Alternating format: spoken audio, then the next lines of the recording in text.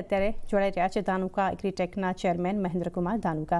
Sir good afternoon, स्वागत है आपका सीएनबीसी बाजार पर। और सर एक शुरुआत करना चाहेंगे ओवरऑल वेस्ट एशिया, अभी जैसे सर देख रहे एक सप्लायर है जो क्रूड लिंक्ड इनपुट्स का और ऑनगोइंग कॉन्फ्लिक्ट जो देख रहे हैं, सबसे पहले इसके साथ ही शुरुआत करना चाहेंगे, कैसे इम्पैक्ट देख रहे हैं रॉ मटेरियल सोर्सिंग और प्राइसिंग पे?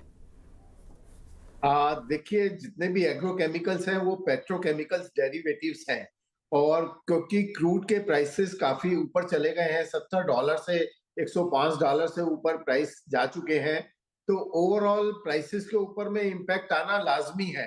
तो जो एग्रोकेमिकल के प्राइसेस हैं वो ऑलरेडी अलग अलग प्रोडक्ट्स में 10 से 20% प्राइस ऑलरेडी इंक्रीज हो चुके हैं, और इसके अंदर में जो लिक्विड फार्मूलेशन है उसमें सॉल्वेंट C9 एक क्रूड का डेरिवेटिव है, वो यूज होता है, तो उसके प्राइसेस जो है करीब 50% इंक्रीज हो गए हैं। तो हालांकि उसकी कंजम्पशन काफी कम होती है क्योंकि वो प्रोडक्ट कॉस्टली कम है, लेकिन ओवरऑल इम्पैक्ट जो है प्राइसेस के ऊपर में काफी आगे जा चुका है। और मैं समझता हूँ अगर ये वार कंटिन्यू रहती है तो आने वाले समय में प्राइसेस और ज्यादा बढ़ सकते हैं। सर यहाँ पर अभी सर समझना चाहेंगे सप्लाई चेन डिस्ट्रप्शन कुछ आप फेस कर रहे हैं, China middle east India corridor की अगर बात करें, या फिर इन्वेंट्रीज यहाँ से सफिशिएंट है for the next few quarters? देखिए, हमारी जो मेजर रॉ मटेरियल की प्रोक्यूरमेंट है वो जापान और चाइना से होती है। उसके अलावा इंडिजीनियस मैन्युफैक्चरर्स जो है वो सप्लाई देते हैं। तो मेजर कोई जो गल्फ के अंदर में वार हो रही है उसके कारण से मुझे नहीं लगता कि सप्लाई के ऊपर में कोई ज्यादा डिस्ट्रप्शन आएगा, लेकिन शिपमेंट्स जो है वो डिले हो रहे हैं चाइना से भी, क्योंकि शिप की अवेलेबिलिटी थोड़ी इशू है। तो फर्स्ट क्वार्टर में तो मैं नहीं समझता कि कोई सप्लाई चेन के अंदर में इशू रहेगा, लेकिन सेकंड क्वार्टर जो कि मेजर सीजन होता है बारिश के बाद का, अगर वार कंटिन्यू होती है तो सेकंड क्वार्टर में शॉर्टेज जैसी सिचुएशन आ सकती है।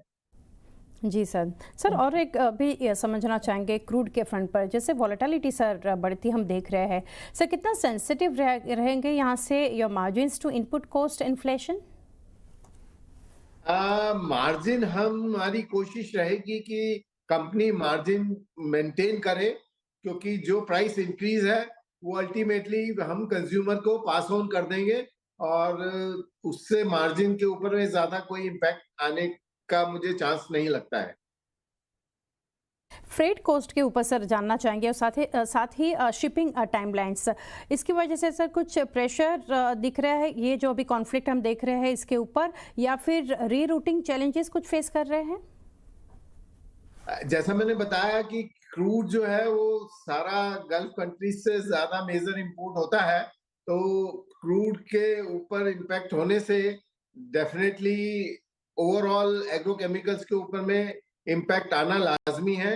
तो ओवरऑल सिचुएशन ज्यादा मैं कहूंगा कि मीडियम टर्म के ऊपर में है अभी, लेकिन अगर वार कंटिन्यू होती है तो ये सिचुएशन खराब हो सकती है।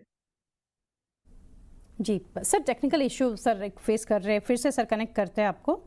બટ ઓવરઓલ જે રીતે અત્યાર સુધી આપણે સમજી રહ્યા છીએ ધાનુકા એગ્રીટેકના મેનેજમેન્ટ સાથે, કારણ કે જે ચર્ચા આપણી થઈ રહી છે અત્યારનું જે એક ઓનગોઈંગ કોન્ફ્લિક્ટ જે આપણે જોઈ રહ્યા છીએ, વેસ્ટ એશિયા એક ટેન્શન જે છે એને કારણે કઈ રીતે એક અસર રો મટીરિયલ પ્રાઇસીસ પર બનતી જોઈ રહ્યા છીએ, ક્રૂડમાં વોલેટિલિટી સતત આપણને વધતી જ જોઈ રહ્યા છે, તો એની અસર પણ કંપની પર ખાસ કરીને આપણને કઈ રીતે બનતી જોઈ રહ્યા છીએ। સ્ટોક પ્રાઇસ પર નજર કરીએ, અત્યારે તો આપણે 2% મજબૂતી સાથે ત્યાં ખાસ કરીને આપણને કારોબાર થતો બતાવી રહ્યો છે। આગળ પણ ડિમાન્ડ કઈ રીતે દેખાશે, એક્સપોર્ટ માર્કેટના ફ્રન્ટ પર કઈ રીતે અહીંયાથી મેનેજમેન્ટ માની રહ્યા છે એના પર પણ આપણે ખાસ કરીને એક નજર કરીશું। મીનવાઇલ નજર કરી લઈએ ઓવરઓલ રેવન્યુ ફ્રન્ટ પર કંપની કઈ રીતે પરફોર્મ કરી રહી છે Q3 FY26ની વાત કરીએ, સેગમેન્ટ વાઇઝ જોઈએ તો જંતુનાશકો જે છે રેવન્યુ મિક્સમાં ખાસ કરીને કન્ટ્રીબ્યુશન 28%નું ત્યાંથી આપણને આવતું જોઈ રહ્યા છીએ। ત્યારબાદ અન્ય જે એક રેવન્યુ મિક્સમાં આપણને કન્ટ્રીબ્યુશન બતાવી રહ્યું છે 14%નું, ત્યાંથી પણ એક યોગદાન આ કંપની પર આપણને આવતું બતાવી રહ્યું છે। ફાઇનાન્શિયલ ફ્રન્ટ પર જોઈએ, ધાનુકા એગ્રીટેક દ્વારા જે રીતનું એક પરફોર્મન્સ આપણને યર ઓન યર બેસિસ પર જે રિસન્ટલી આપણે નંબર્સ જોયા હતા, જે આવક કંપનીની ખાસ કરીને જોઈએ તો થોડી એક ઘટતી આપણને બતાવી રહી હતી 445 કરોડ જે હતી Q3 FY25માં ત્યાંથી FY26માં થોડી ઘટી છે અને 410 કરોડ પર આપણને આવતી બતાવી રહી હતી. આ સિવાય એબિટાના ફ્રન્ટ પર ત્યાં પણ એક થોડો ઘટાડો Q3 FY26ના નંબર્સ પર આપણને જોવા મળ્યો છે કે જ્યાં 76 કરોડના એબિટા હતા ત્યાં થોડો એક ઘટાડા સાથે 59 કરોડ પર પણ આપણને આવતી દેખાડી રહી હતી.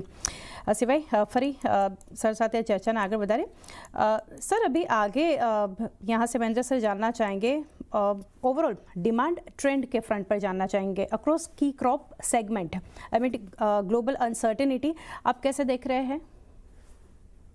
देखिए मेजर इंडिया में 2 सीजन होते हैं, खरीफ और रबी. रबी का सीजन अब एंडिंग के ऊपर में है, तो कुछ स्टेट्स के अंदर में स्पेशली साउथ इंडिया में और ईस्ट इंडिया में डिमांड अभी कंटिन्यू है, लेकिन मार्च एंड तक ये रबी का सीजन ओवर हो जाएगा और उसके बाद खरीफ की डिमांड शुरू हो जाएगी.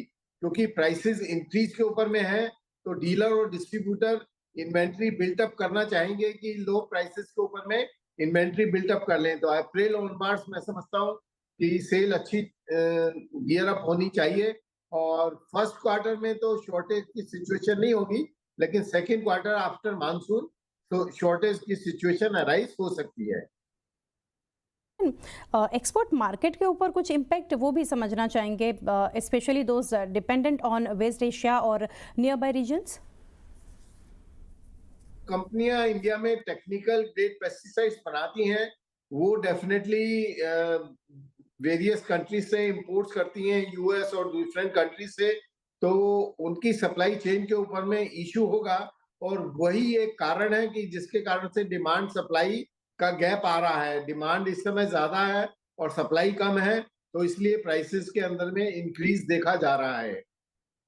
जी आगे सर यहाँ से एक आउटलुक के फ्रंट पर भी आपसे जानना चाहेंगे. ओवरऑल अगर देखने जाए यहाँ से ग्रोथ ड्राइवर्स कंपनी के लिए आने वाले समय में लाइक न्यू प्रोडक्ट लॉन्चेस हो गया, फिर जियोग्राफिक एक्सपेंशन या वॉल्यूम ग्रोथ, क्या रहेगा? धानुका ऑलरेडी पूरे भारतवर्ष के अंदर में प्रेजेंट है. हाँ, हम लोग रिटेलर नेटवर्क के ऊपर में ज्यादा कंसंट्रेट कर रहे हैं. अभी तक हमारे पास 6,500 डीलर और डिस्ट्रीब्यूटर का नेटवर्क था, लेकिन अब हम रिटेलर्स के ऊपर में ज्यादा कंसंट्रेट कर रहे हैं. तो मैं समझता हूँ कि आने वाले समय में रिटेलर्स की सेल को भी हम ट्रैक कर पाएंगे और उससे सेल्स के अंदर में अच्छी ग्रोथ देखने को मिल सकती है. और नए मॉलिक्यूल्स के अंदर में 2 नए फंगिसाइड धानुका लॉन्च करने जा रही है. गुजरात में जो हमारा दहेज प्लांट है उसके अंदर में हमने बाइफेंथ्रिन टेक्निकल के अलावा डाइफेनकोनाजोल टेक्निकल बनाना शुरू किया था और अगले वर्ष हम इप्रोवेलिकार्ब टेक्निकल जो कि बायर जर्मनी से अभी हम इंपोर्ट कर रहे हैं, वो भी प्रोडक्ट दहेज प्लांट के अंदर में बनाना शुरू कर देंगे.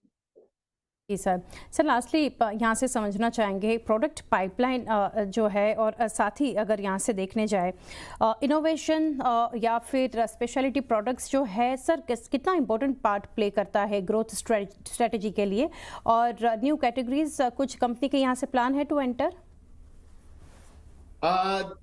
देखिए जो स्पेशलिटी मॉलिक्यूल्स हैं उनके अंदर में कंपटीशन कम होता है, तो मार्जिन्स डेफिनेटली ज्यादा होते हैं और धानुका का 6 जैपनीज कंपनी के साथ टाई अप है जिनके नए मॉलिक्यूल हम लोग उन कंपनी के हेल्प से भारत में इंट्रोड्यूस करते हैं.